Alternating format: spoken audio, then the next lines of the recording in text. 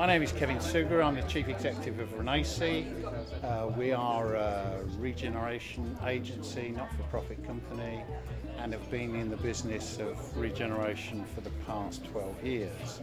This event is our annual lecture, actually more of a debate this year, and the topic, a new approach to regeneration, is very topical. I hope that the speakers do come up with some real proposals and some radical thinking. My name's David Allen. I'm Managing Director of Allen Pike Associates. We're landscape consultants and we work a lot in the development industry with all sorts of people, anything from the Highways Agency to the big builders. So we're obviously, as part of the planning team and implementation team, I'm very keen to see what's being said today. This is a learning opportunity for me, definitely, and an opportunity for me to get back in touch with people at Renaisi. I haven't seen them for a year or so, and maybe we can find some common ground. It's always good to know where the agenda is going. And as I say, I think with the prospect of an election, possibility of a new government, I'd like to hear what the opposition has to say about what is a very important issue in our country. My name's Ashwin Prabhu. I work for Islington Council in the planning team. I think it's very important that you get a mix of views, particularly in a question and answer session.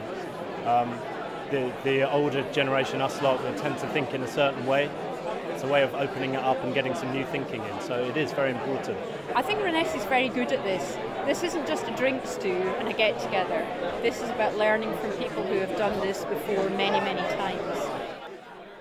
I think the relevance of the Renaisi debate this evening and the newfound fascination with social enterprise is because we're facing unprecedented challenges economically, socially and environmentally, and businesses that trade for a social purpose, that have social impact and environmental impact at their heart, are part of the solution for creating a new, fairer, sustainable and more just world.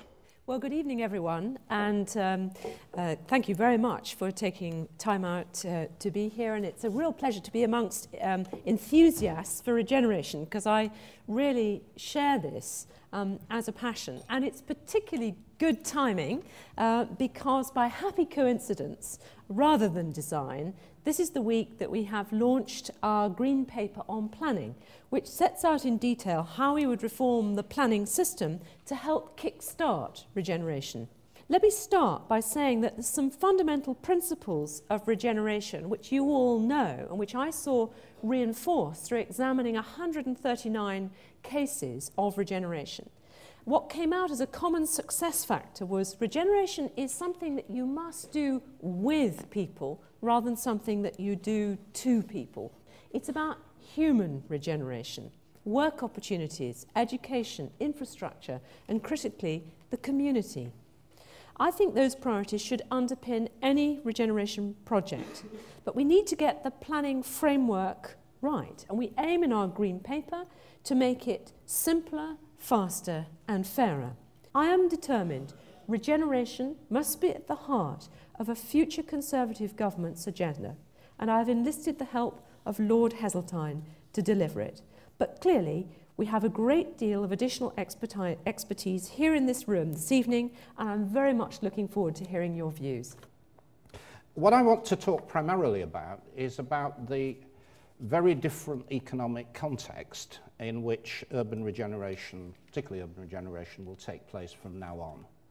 Because the world has changed in a quite fundamental way as a consequence of this crisis. And I just want to spell out what I think some of those implications are. Clearly, the bubble that we experienced has burst. It's not going to reflate within the foreseeable period of time.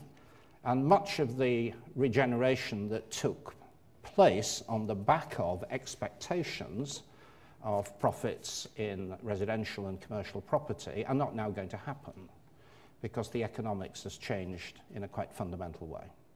And you all know the big narrative. There has been a collapse of government revenue as a consequence of the banking crisis and the recession. We're now down to 35% of GDP. Tax revenue, it's roughly the level it was in the days of Harold Macmillan. Large chunks of government revenue have simply disappeared. They're not going to come back. And there is an enormous deficit that is going to have to be managed by whatever government comes in the next few months. The brutal truth of the matter is that whoever is in power is going to be faced with the task of reducing this deficit, and much of the reduction is going to come through cuts in public spending. And we're talking big numbers. You know, the structural deficit's probably somewhere between 6 and 8% of GDP.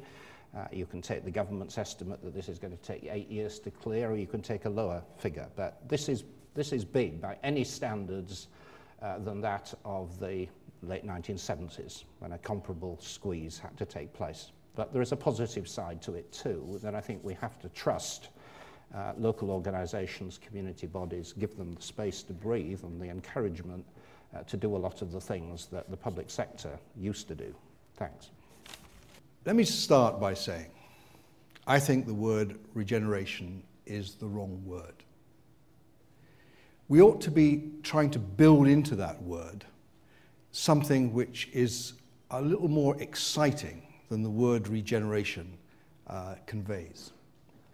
And I prefer the word renaissance, the renaissance of our urban areas, rather than the regeneration of our urban areas. Because it's not just about buildings. It's not just about bricks and mortar. It is about communities and the vitality of those communities. And therefore, regeneration for me does not convey the full extent of the agenda that we should be addressing. Regeneration is not just about bricks and mortar. It is about where you're taking this agenda forward to. It is about character, it is about vibrancy. And you do not get that from parliamentary legislation. You do not get that from making powers available to local authorities. But sometimes you actually have to drive this agenda in a way which initially perhaps doesn't take residents with you. But if I'm to look back on Birmingham, if I'd simply accepted the views of the residents and not helped drive that agenda because of the necessity to turn the economy around and deal with those infrastructure problems which needed to be dealt with in order to try and create the conditions for investment, then Birmingham as a city would not be the city that it is today. So I say in conclusion, this is not about Westminster legislation. This is not about empowering local government. This agenda is very much about those two words that Marigal used in that Sunday Times, that Times article many, many years ago. It is about vision and it is about leadership. And that's what we need to bring back to the table. I'd just like to ask all the panellists what they see as the underlying principles in the time of economic and fiscal crisis we find ourselves in. Should it be about sustainability? Should it be about cohesion? Should it be about economic development? I'll come to Adam's point because I think it's really relevant. What do we prioritise given the challenges we face? Well, I think it's an impossible question to answer because as we are ever increasingly learning, all of these issues are interconnected and interrelated, and you can't tackle one without consideration to the other.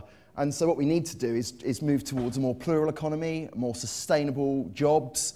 If government's Future Jobs Fund could have been a green jobs fund, and rather than just create jobs that don't create productivity, we could have perhaps looked at retrofitting houses and tackled a number of government priorities and a number of our nation's and society's priorities all in one go. So I think the problem with the question, if you like, is that the answer lies within it, and that we actually have to start looking at multiple outcomes rather than single strand initiatives.